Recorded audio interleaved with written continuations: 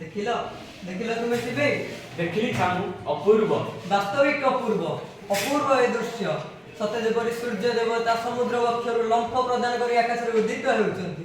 ଏ ଦୃଶ୍ୟ ବୋଧ ହୁଏ ମୋ ମନରେ ଅପସରା ହୋଇ ରହିଯିବ। ଛାମୁ ସୌନ୍ଦର୍ଯ୍ୟର ପୂଜାରୀ ଜାଣ ଶିବେ ଶୁଣ ଶିବେ ଶୁଣ ଶିବେ ଆଜିର ଏହି ଶୁଭ ପ୍ରଭାତରେ ମୋର ମାଙ୍କର ଶେଷ ଇଚ୍ଛା ମୋର ବହୁତ ମନେ ପଡୁଛି।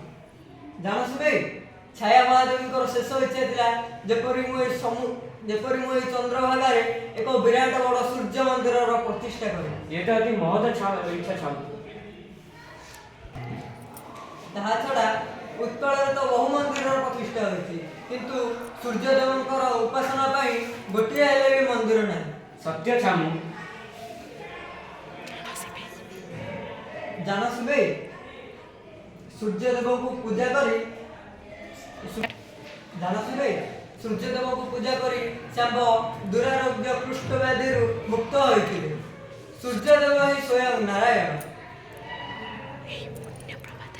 ଆଜିର ଏହି ପୁଣ୍ୟ ପ୍ରଭାତରେ ପବିତ୍ର ସୂର୍ଯ୍ୟବଂଶର ଦାୟଦମ ତାଙ୍କୁ ହିଁ ସାକ୍ଷୀ ରଖି କହୁଛି ମନ୍ଦିର ଏଇଠି ତୋଳା ହେବ, ଆଉ ଏ ମନ୍ଦିର ହେବ ଉତ୍କଳର କାରିକାର୍ଯ୍ୟରେ ସର୍ବଶ୍ରେଷ୍ଠ କୀର୍ତ୍ତି।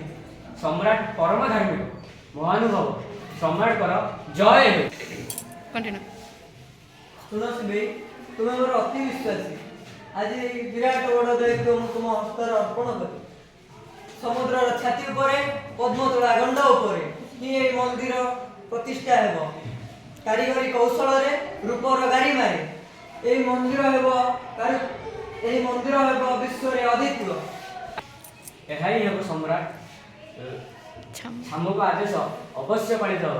ଏହି ନଗଣ୍ୟ ପ୍ରଜା ଭିତରେ ଶିବେଇ ସାଆନ୍ତରାକୁ ଏତେ ଅତୁଟ ବିଶ୍ୱାସ କରିଥିବାରୁ ମୋର ଜୀବନ ଧନ୍ୟ ହୋଇଛି। ଆସ ଶିବେଇ ଅନ୍ୟ ସମୟରେ ଆଲୋଚନା କରିବା, ଏବେ ବର୍ତ୍ତମାନ ବିଳମ୍ବ ହେଉଛି।